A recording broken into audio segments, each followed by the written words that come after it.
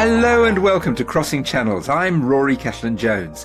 What is the future of religion? Just a tiny little subject then for the latest in our podcast collaboration between Cambridge University's Bennett Institute for Public Policy and the Institute for Advanced Study in Toulouse. As ever, we're going to use the interdisciplinary strengths of both institutions to explore a complex challenge. How has the global religious landscape changed over the past 100 years? What is the intersection between politics and religion? And how do religions compete?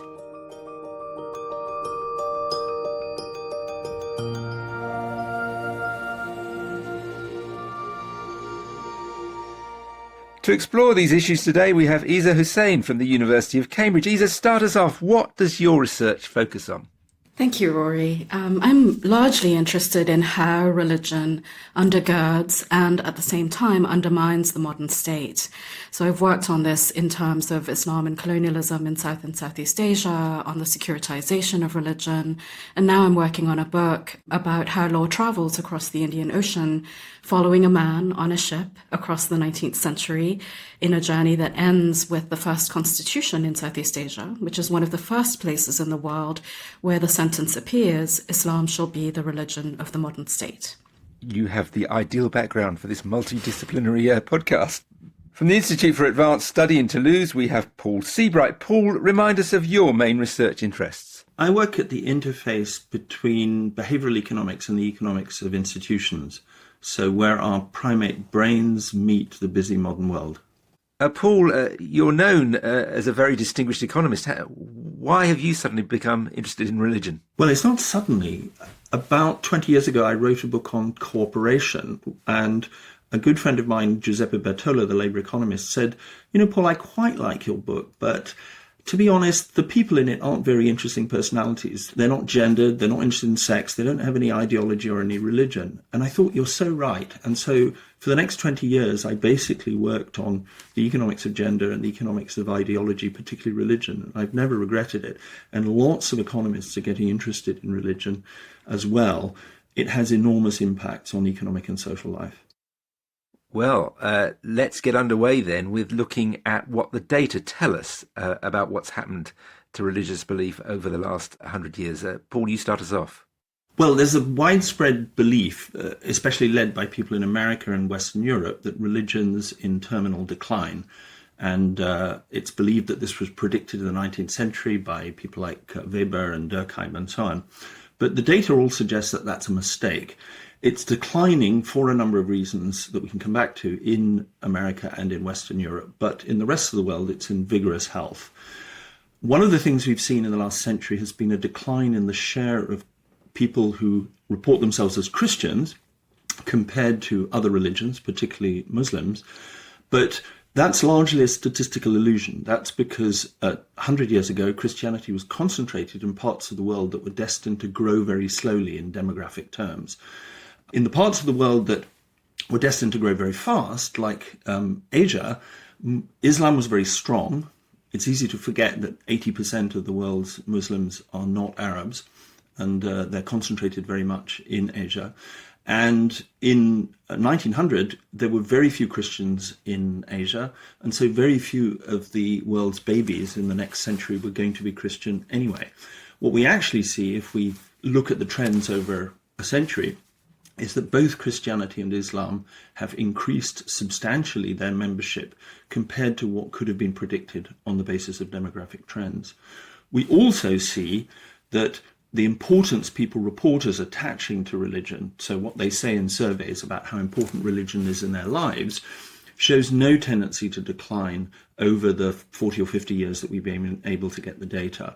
So it goes up in some places, it goes down in some places, and it stays steady in most of the world.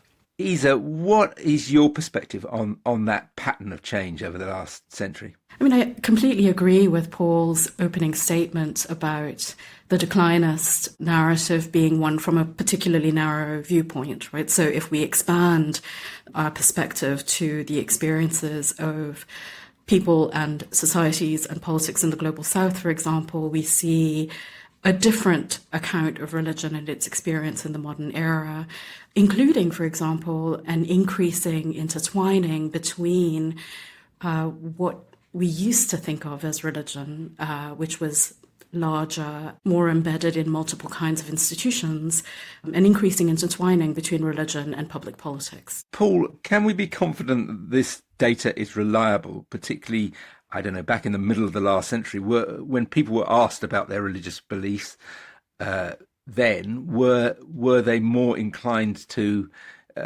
potentially, answer in the affirmative because that was the culturally acceptable thing to do? Well, that's still very true in many parts of the world. So, for example, in China, there are an awful lot more religious people than will admit to it in both census and survey data. And that's not surprising because the Chinese government, which, as we know, surveys people's opinions very closely and acts rather harshly against people expressing too much interest in some religions, particularly in Islam and Tibetan Buddhism. In China, on the whole, if you're religious, you keep your mouth shut, and that's true whether you're replying to private surveyors or to government census officials. In other countries, like Iran, for example, almost everybody says they're extremely religious and it's very important to them. But if you look at other measures like how often people go to the mosque, that's been declining for some time in Iran, and there's a lot of evidence that religion, and particularly official Islam, has been discredited by the extent to which it has been instrumentalized by political powers. So, of course, you're right. There are big questions to ask about those data. Still, we work with the data we've got, and they fall into two categories. There's basically census data, which you ask everybody what category of religion they fall into. And so in 1900, there were apparently no atheists in the world. Do you believe that? Well, no. No census thought to ask about atheists or agnostics. As it happens, the proportion of the world's atheists has been declining since we've been asking questions about that in the second half of the 20th century. More people report themselves as believers today of some kind, at least a bigger proportion, than was true, say, in 1950 or 1970. So we have to be very cautious about that, but still we see some pretty big patterns, and not all of those patterns, I think, are just due to changes in reporting habits. Is there a pattern whereby, you mentioned the US and Western Europe being kind of outliers in some decline, is there a pattern whereby as economies develop and get to a high stage of development, then we see religious belief declining? No, I don't think that's generally true. What is striking about religious movements in the modern world is how adaptable they've proved in the face of economic change, increasing incomes, and so forth. I think if you want an explanation for the decline in support for religion in North America and in some countries in Western Europe, then you have to look elsewhere, and you have to look at a disenchantment with the way in which religion has been politically instrumentalized. So that's been true in Ireland, it's been true in Spain, it's been true in the United States. But there are lots of other countries, even in Europe, for example, in Eastern Europe, countries with a predominantly Orthodox tradition have seen an enormous increase in the importance attached to religion since the end of communism. And of course, what we're seeing in Ukraine right now is really striking. My guess is that the status of the Orthodox Church in Russia is going to decline massively because of its support for the aggression by Russia against Ukraine, but support for the Orthodox Church in Ukraine is likely to soar for the next 10 or 20 years or more. Isa, what's your perspective on economic development and Islam in countries where people adhere mainly to the Islamic faith? One of the things we see in Turkey, in Malaysia and Indonesia and Pakistan since the late 70s and the early 80s is the incorporation of different varieties of public and institutional Islam within the development program of the modern state, right? So that there's a rearticulation of what Islam can be and should be, how it intertwines with work, with the making of the modern family, with the movement from agrarian rural organizations into the cities, and how it makes sense of different kinds of integrations into the global economy. So within Malaysia, for example, a big push to think about Islam as integral to the modern Malaysian nationalist project, a moderate Islam that was global, appealed across the board, but also was incredibly energetic and interested in youth politics and youth mobilization. In Indonesia, in the current moment, that's not showing itself in terms of nationalism or nationalist organization, but in the different ways in which Islam makes meaning for a rising middle class. Generally, your research, you talked about, looks at politics and religion and the intertwining of them. Is that a growing trend? I mean, in some countries there was a pronounced desire to separate the two, but that's not the case in a lot of countries now. Yeah, well, I mean, looking at it historically, if we think about politics as a struggle over hierarchy, authority, normative resources, institutions, it is the state that started the fight, right?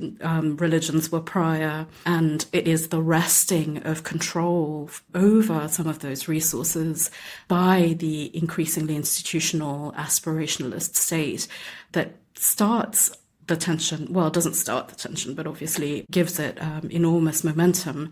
And so that turf war, I think, between state authority and alternative modes of exercising authority, claiming institutions, doing hierarchy, continues in different ways. One of the major impacts of that struggle has been a change in the way we have tended to think of the line between the sacred and the secular, the public and the private, the religious, the non-religious, and who gets to decide where that line goes in each place. Talk to us about India and the way over its recent history religion has become more important as a sort of political battleground. Is that fair to say?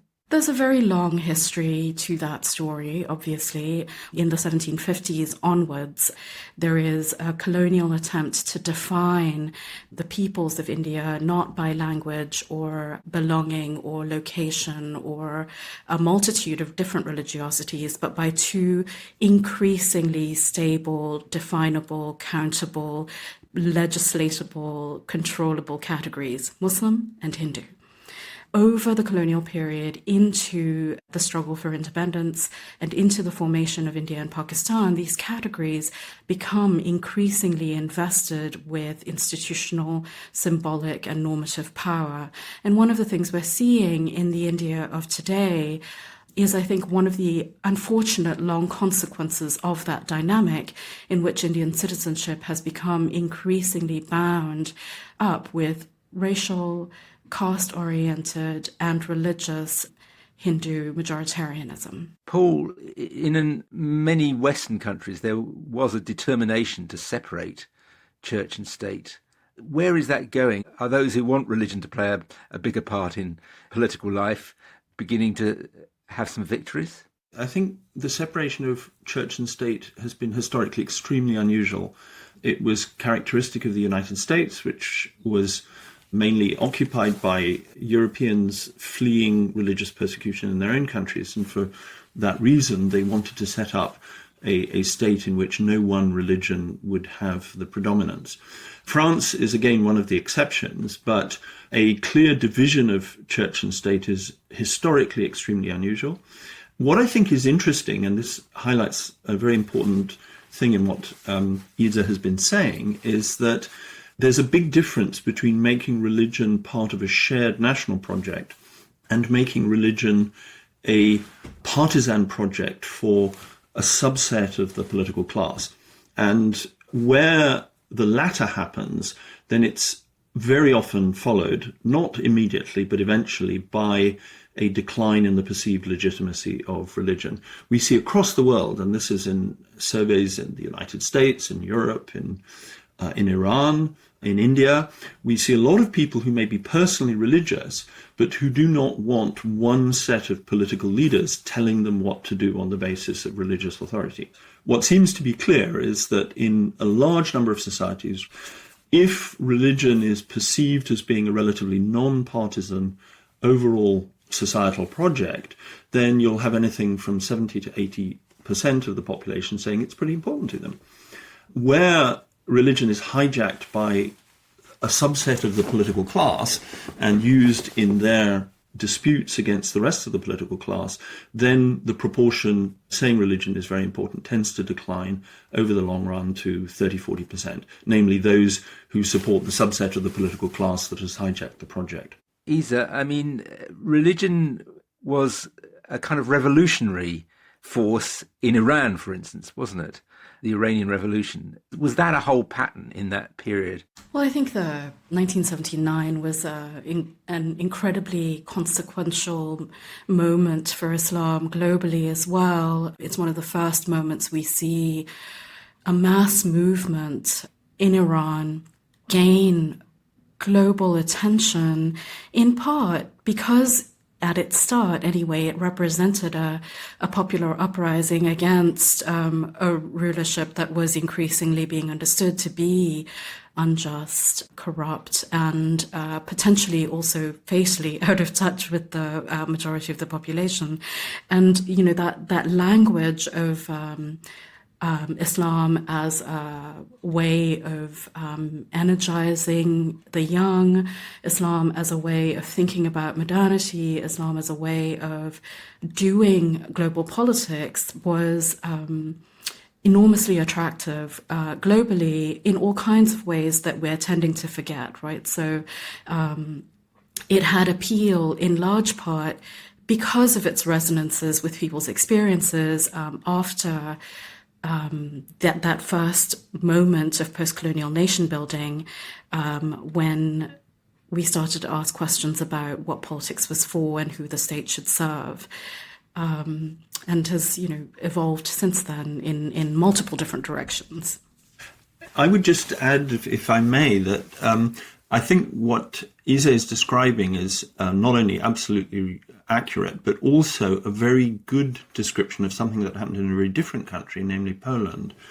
So Poland emerged from communism with hugely increased legitimacy for the Catholic Church because of the part that the Catholic Church had played in uniting all of Polish society against the authoritarian government that had preceded it.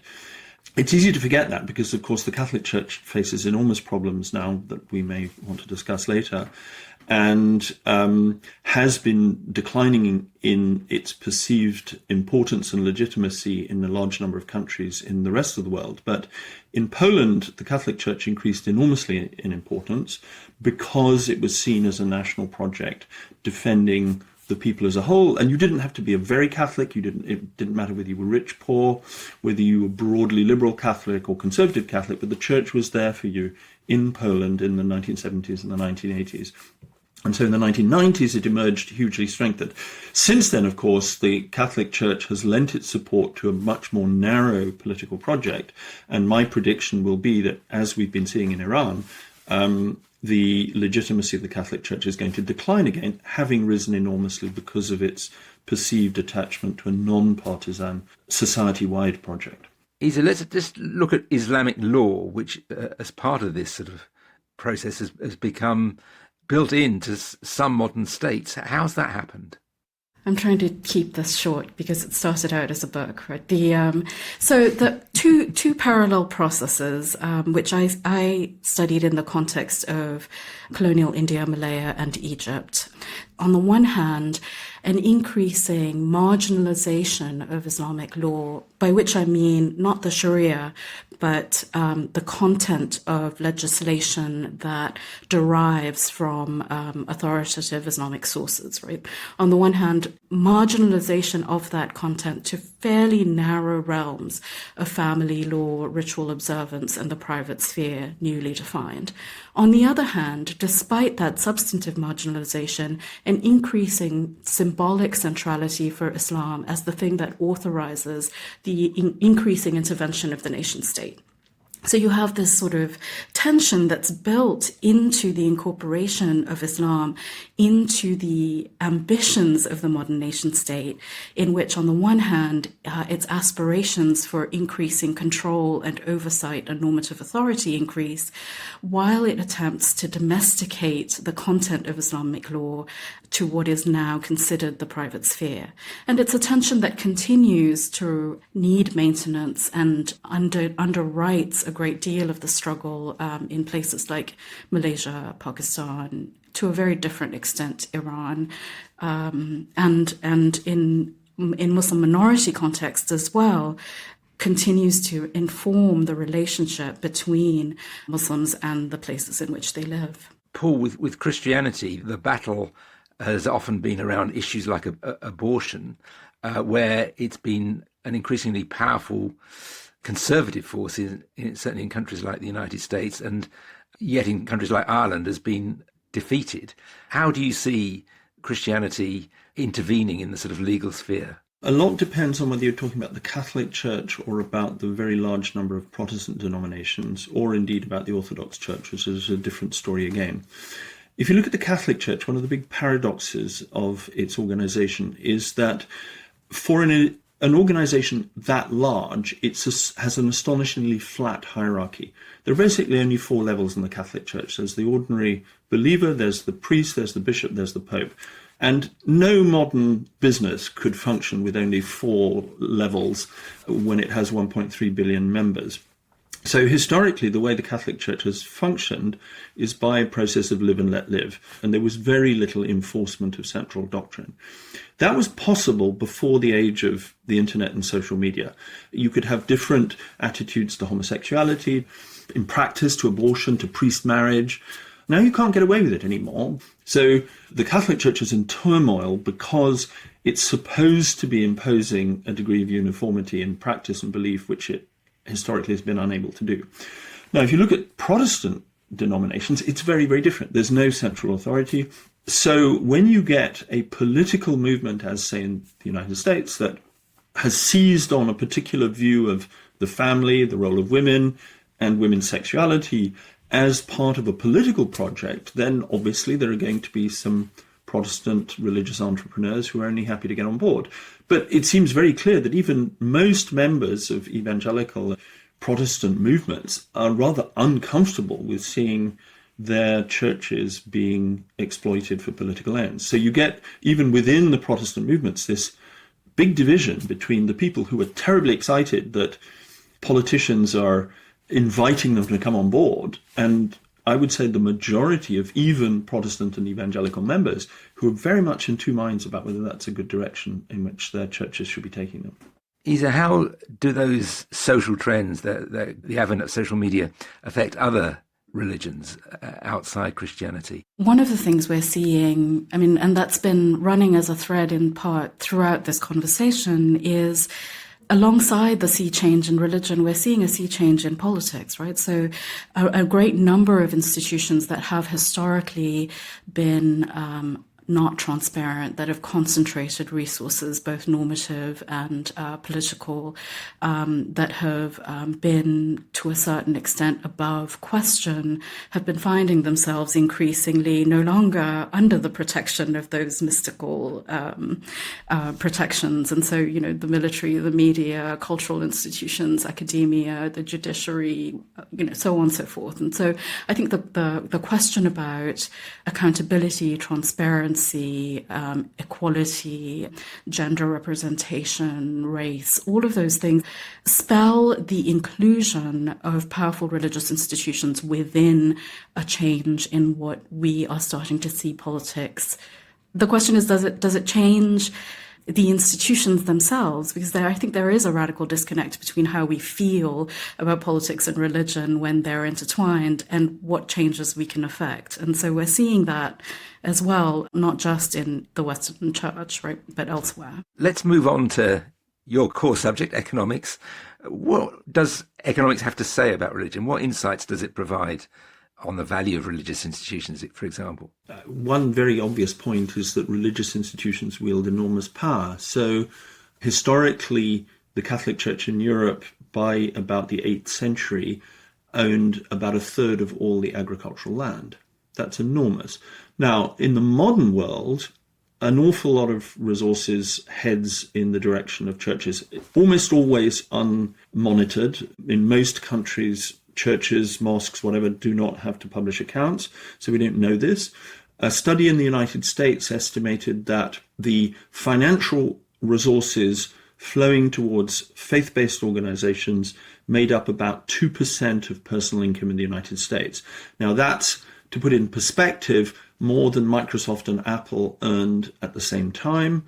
That was about 60% of the whole music and entertainment industry. It's about half of what all restaurants in the United States earn, and that's just the financial resources. So when you think of the amounts of time and energy and investments in kind that people put into religious activity, we're just talking about a very big part of the economy. That's the case in the United States. That's very different in countries like the UK.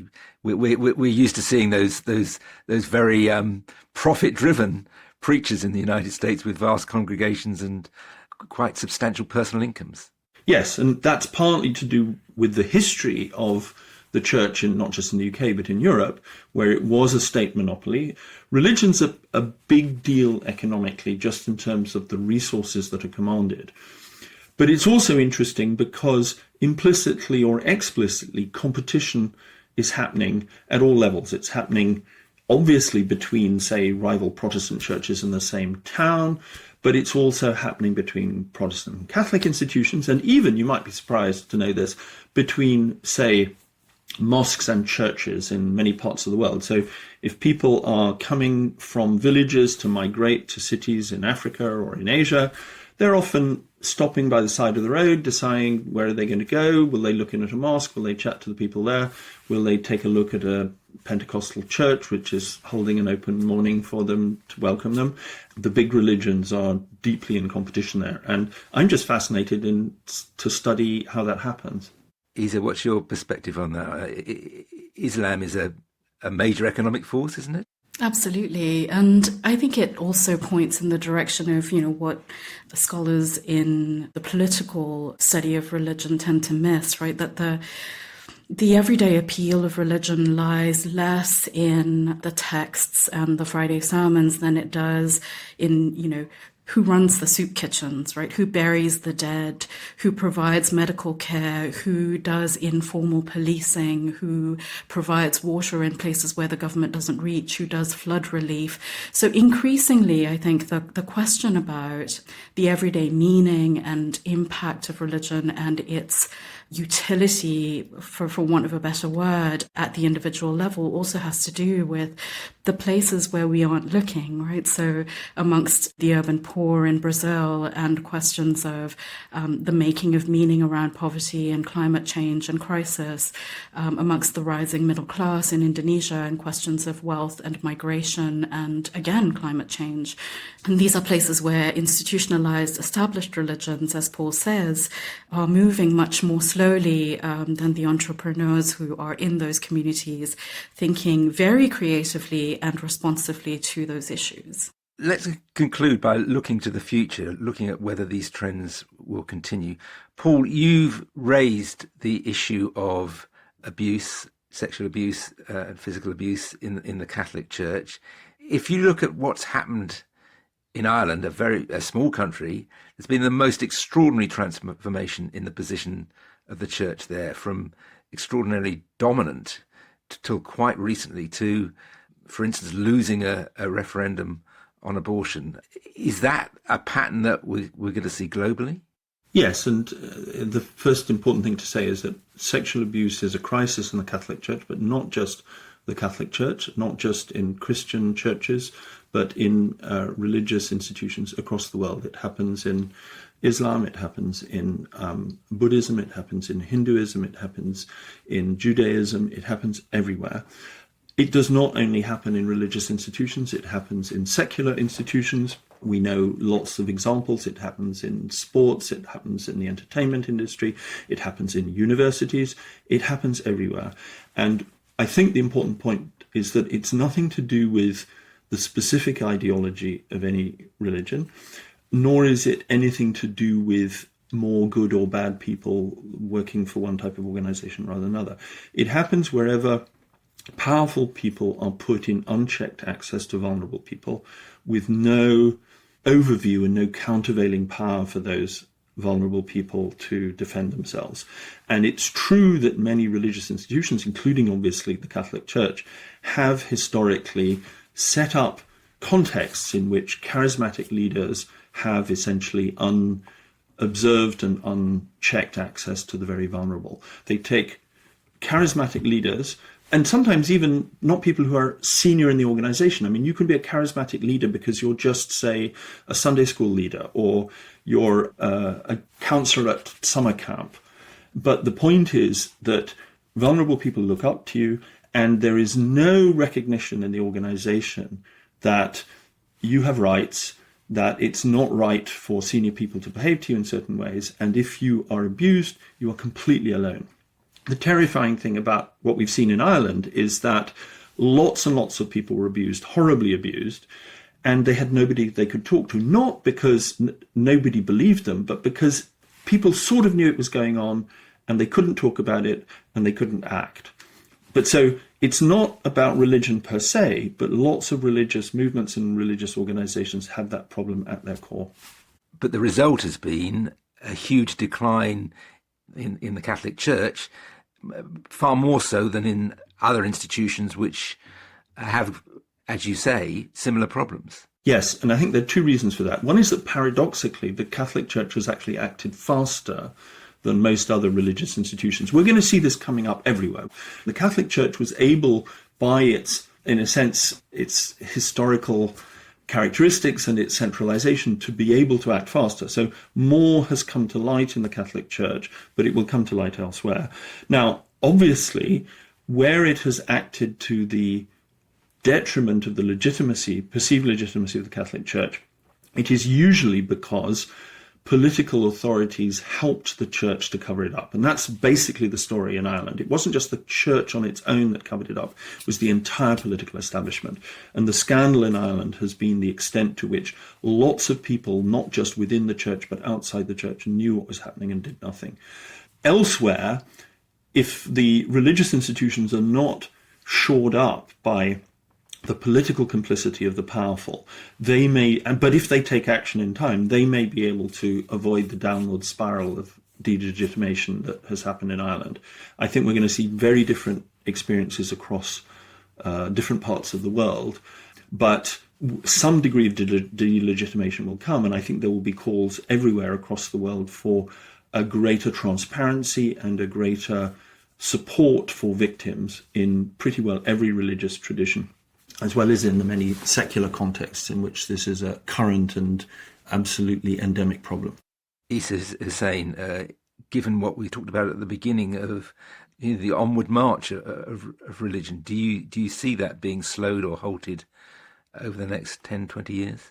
I think it will move from a concentration within institutionalized forms further and further away into slightly less aggregated areas, and it might diversify as well, but also spread differently, not through churches and buildings, but through the media, through travel, through migration, and through responses to crisis. You don't think those different areas will weaken religious belief, growing use of social media, growing travel? When I'm not seeing that, the ways in which people are making sense of their lives and their relationship to both the seen and unseen, as well as to authority and hierarchy, all take place in the virtual world in much the same way as they always have, I think.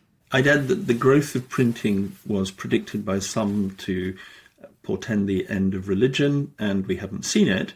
The growth of social media is just like the growth of printing squared. And things like artificial intelligence are the growth of printing cubed. If the growth of printing didn't kill religion, none of these developments will kill religion either, but they will shift its shape. It's going to have complicated interactions with political and social life, but it's not going away. It's a great point on which to end. That's all we've got time for on this episode. Thanks to Paul Seabright from the Institute for Advanced Study in Toulouse and Iza Hussin from Cambridge University. Let us know what you think of this latest episode of Season 2 of Crossing Channels. You can contact us via Twitter. The Bennett Institute is at Bennett Inst. The Institute for Advanced Study in Toulouse is IAST Toulouse. And I am Ruskin147. This is the final episode of Season 2 of Crossing Channels. We'll be back in October with a third series. In the meantime, do listen to our previous episodes where we, for example, explored the productivity puzzle, the importance of stories in policy making, and the Ukraine war. Thank you for listening to this season, and stay tuned for Season 3, where we'll continue to explore many more policy challenges.